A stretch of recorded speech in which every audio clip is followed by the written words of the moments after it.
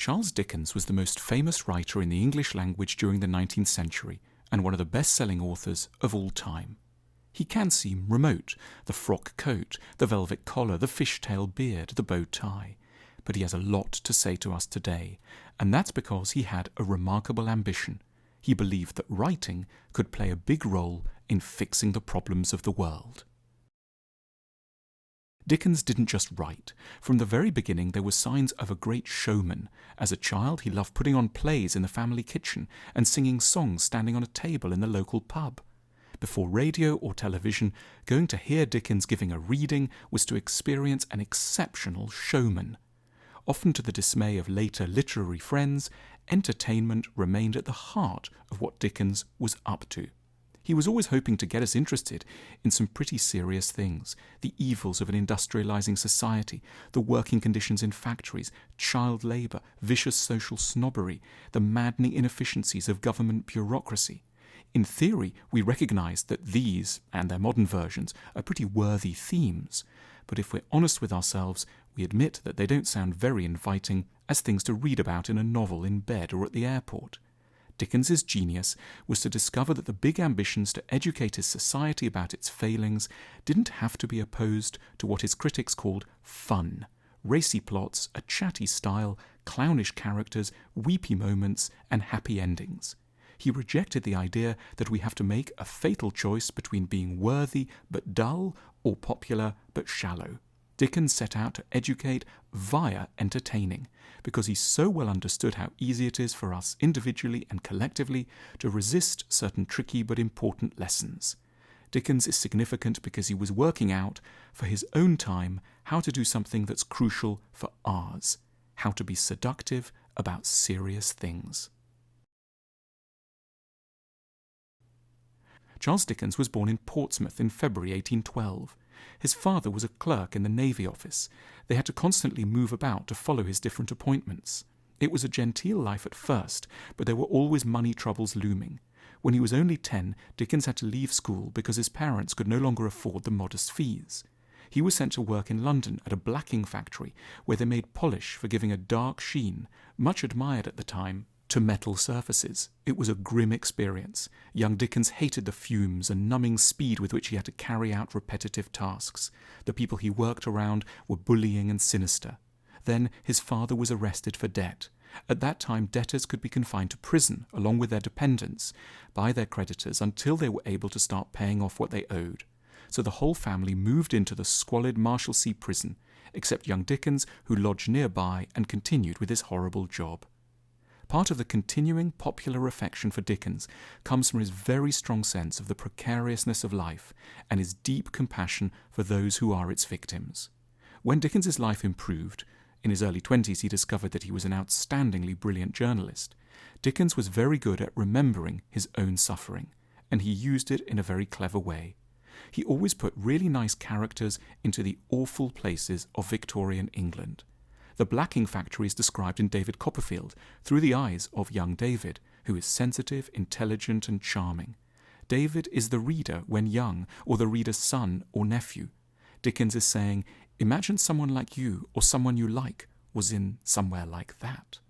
When he writes about poorhouses, which were local forced labour camps for people unable to support themselves, Dickens sends in little Oliver Twist, who actually belongs to a well-to-do family from whom he's been separated by a series of tragic accidents. Oliver is not typical at all of the people who ended up in poorhouses, but he's there so that his readers, who at that time would generally be quite prosperous, could think, what if this were me? On one occasion, when Dickens shows us the miseries of a debtor prison, it's in the company of a lovable buffoon, a muddled but very sweet and well-meaning man called Mr. Micawber. The background protective assumption that only rather shady types could end up here is punctured. Dickens was working with a key assumption. Of course, everyone knew already that there were poorhouses, horrible working conditions, and debtors' prison. These were obvious facts of early 19th century life in England. The point was that comfortable people, the kind of people who had the power to change things, generally didn't feel much sense of urgency. They didn't feel personally connected to the problems. So Dickens used his own experience to get people to feel interested in and sympathetic to the plight of others that they'd normally have been emotionally very distant from. He didn't say, Look how awful it is for them.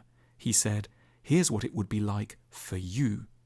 In an ideal world, we'd perhaps care equally about everyone, but in reality our concern is much more readily directed towards the misfortunes of people we know and find likeable. So if, like Dickens, your project is to draw attention to a failure in the system, it's a very good strategy to follow the method he was using. Get us to like the people who are having a hard time, and then, and only then, can we start to feel engaged. The other thing that Dickens did to keep us on board with his high-minded vision of social reform was to keep on showing how well he understood the cosy, pleasing, enjoyable things of life. He desperately didn't want the big causes to come across as meaning you couldn't keep on liking all the sweet comforts of life. So Dickens was particularly good at evoking the pleasures of home. In one of his novels, he takes us to the house of a lovable old eccentric who's refashioned his small suburban house as a miniature castle, complete with a tiny drawbridge that can be pulled up by lengths of twine to keep the wild world at bay. Dickens loved picnics, games of cricket in the park, going shopping for a new tie, donuts, sitting by the fire, having friends round for dinner, warm blankets, and going on holiday. Being a caring and good person, he is saying, doesn't mean disdaining the ordinary small pleasures. This is a key element in Dickens's general strategy. He knows it's going to be hard to get people to think about difficult things if you don't start from a deep recognition of what we are already like. Otherwise, you can come across as cold and a bit obsessive. Dickens took the practical business side of writing very seriously. He was immensely productive. He churned out books, and he was deeply concerned about copyright laws, sales figures, and profit margins. But Dickens didn't simply want to sell a lot of novels. He wanted to change things in the world, but he knew perfectly well that a book wouldn't have an effect unless it was in wide circulation, unless the business side was going well. His writing draws attention to many things that were going wrong: the poor law, the dreadful state of schools, rampant nepotism, and harsh working conditions. But he wasn't trying to advocate specific schemes of reform. If you'd asked Dickens what exactly the government should do to improve the conditions in factories, or what a better legal system would look like, he wouldn't have had a carefully worked out alternative policy to hand. What he was doing was shaping the climate of feeling and opinion, which makes it much easier for people trying to get an act through Parliament, raise funds, or make local improvements. Others can much more readily see the point of political action once the issues have moved up the mental agenda and feel close to us emotionally. Dickens was very interested in trying to help the world and hugely sensitive to the sufferings of others. But closer to home, things didn't work out so well. He wasn't a good husband or father. He got married in 1837 when he was in his mid-20s to Catherine Hogarth, and they had 10 children together, 8 of whom survived into adulthood. But Dickens increasingly found her dull and passive, and when he was in his mid-40s, he fell in love with a 19-year-old actress, Ellen Ternan. He couldn't get divorced. It was completely taboo for a major public figure to take such a step. So they separated, his wife left after 20 years together, and they never saw each other again. Dickens was unimpressed by all of his children, whom he regarded as idle and ever ready to sponge off him. They were prone to drinking too much and to gambling. Dickens is a painful reminder of the terrible conflicts that can arise between different kinds of devotion. Dickens was immensely painstaking with his work. He'd stay up as late as needed. He'd think of it first thing in the morning. He'd exhaust himself. Yet around his children and his wife, he was plodding, conventional, and often coldly detached.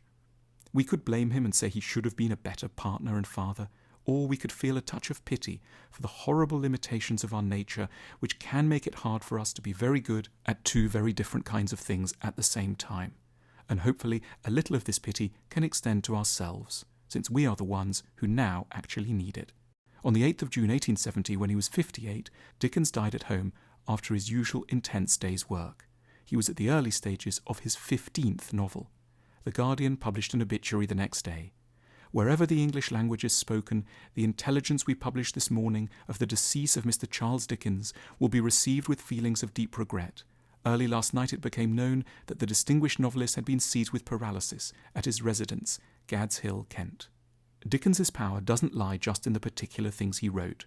What's even more impressive is the bigger idea to which he was loyal all his life, that the task of writing, and art more generally, is to make goodness attractive, to make it easier and more bearable for us to learn uncomfortable lessons, and to broaden our sympathies by helping us to identify with people whose outward lives may be unlike ours, but whose inner lives are not unsimilar.